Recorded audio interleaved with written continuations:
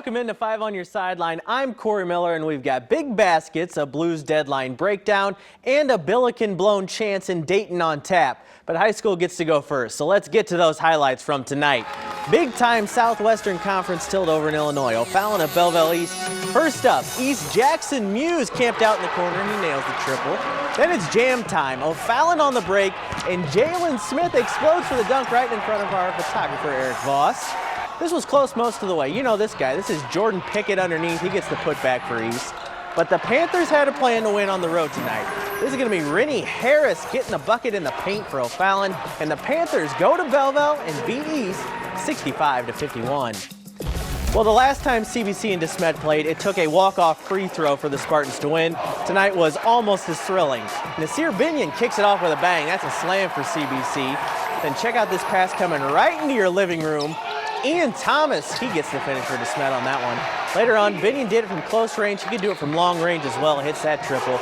But DeSmet's star wasn't quiet tonight. Here comes Justin Duff, hitting one of his big triples in the first half. This game went down to the last possession once again, as these CBC DeSmet games almost always do. But again, the Spartans hang on. They win 68-66 to sweep their rivals from CBC on the season. Let's go back to the Metro East. Battle for the MVC title triad at Mascoutah. Indians missed that chance at first, but the big man Miles Nidak is able to clean it up for Mascoutah. Later on, Triad's Drew Winslow gets a strong drive to the bucket for two, and the Knights, they can shoot it as well as drive it. Tyler Thompson from beyond the arc for three. Mascoutah's Quincy Hall is going to get it on the fun later on. He's good from distance right here, but it wasn't good enough. Triad wins 53-45. They take the Mississippi Valley Conference title. Let's go to St. Charles. Orchard Farm taking on the St. Charles Pirates, who are having a great season. First, check out this play. A bomb of a pass from Brady Wolf. That's going to find Alex Weinhold on the other end for an Orchard Farm basket. That is how you draw it up. Later, it's St. Charles's Blake Wiggs. Tough finish for two on the other end. It was a historic night for Orchard Farm's Wolf, though. He hits this three and breaks the school's all-time scoring record tonight. He's got more than 3,500 points in his career. Orchard Farm wins tonight 57-44. Well, if you've watched our Friday night program at all over the last 4 years, you probably know the name Kobe Williams. The Westminster senior has been one of the best scorers in the area since he was a freshman. We probably have more highlights of Kobe than any other player in town, and for good reason. He recently became Westminster's all-time leading scorer with more than 1,300 points in his career. He's headed to Truman State for college, but wants to finish his high school career strong and leave a Wildcat legacy behind him. You know, I think more than anything else, Kobe Williams is a great teammate, a great leader. He's a servant leader, and he's just been a kid that has done it the right way. 30, 20 years from now, I want to come back here, and I know that a lot of people are still going to know me probably, and then the school record and everything. It's a blessing to be here, and just the amount of people that support me and love me, it's unbelievable.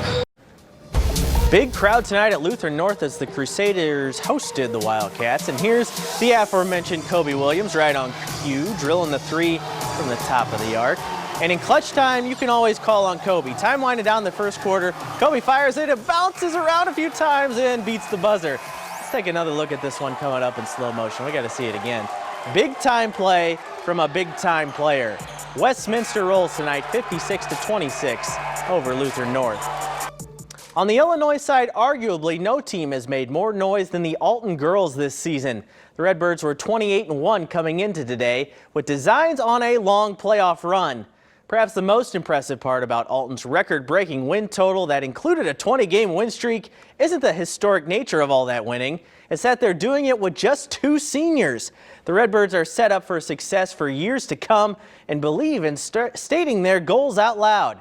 And this year's goals include adding 2023 to that banner hanging in the gym multiple times.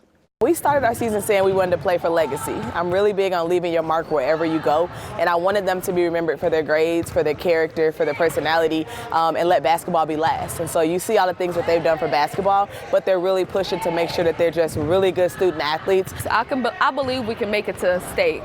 If we keep working hard and stay dedicated, I believe it 100% that we can make it to state. So let's see if Alton could keep it rolling tonight against Visitation. Here comes Viz's Katie Restovich to kick things off with a three from distance. That's good. Redbirds can shoot it as well as anybody. This is going to be the sophomore Kyoko Proctor. Triple from the top. And check out this athletic finish. Visitation's Aaron Porter, tough layup for two. That's nice. But the Redbirds are rolling and they cannot be stopped. Layla Blakeney is going to hit another three for Alton. This one from the corner. The Redbirds win 73-45 and finish their regular season 29-1. Well, the first big domino of the Blues trade deadline fell yesterday, but could there be more to come? We break it down coming up next.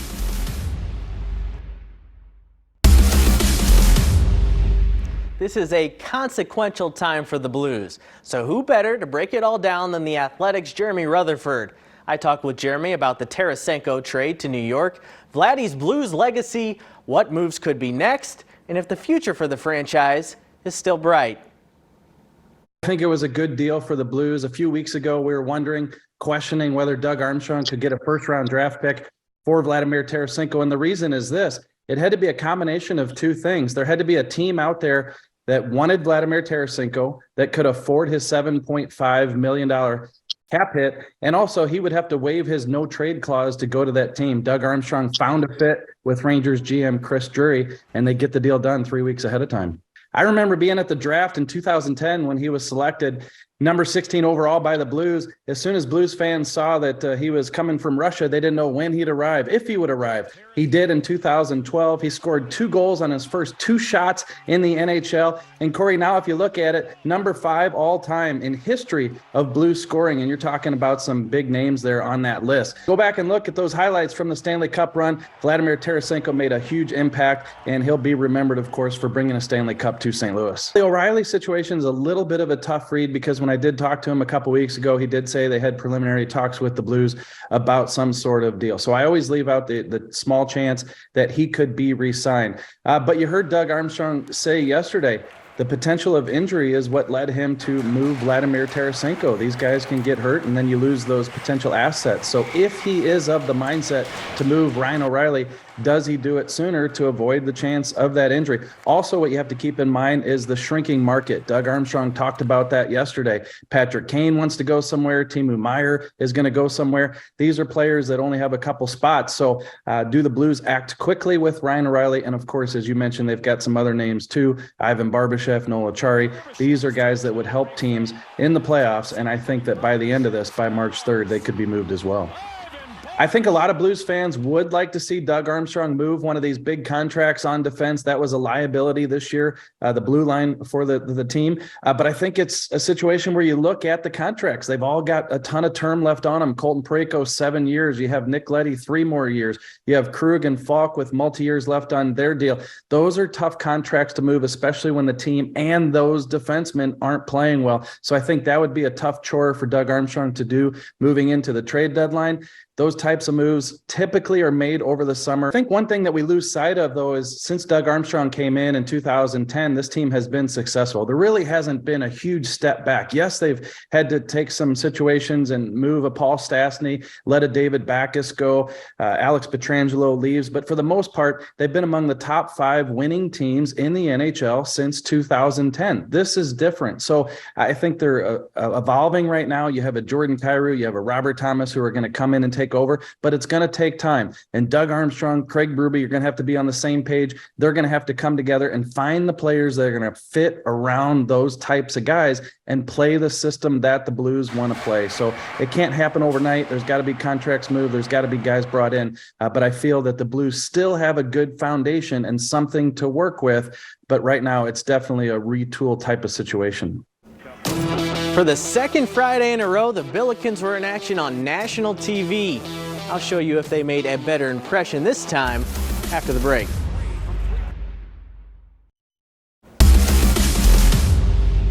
For the second week in a row, SLU has gotten a national ESPN audience on Friday night. Last week, VCU stole the headlines. Tonight, the Bills are trying to keep Dayton from doing the same.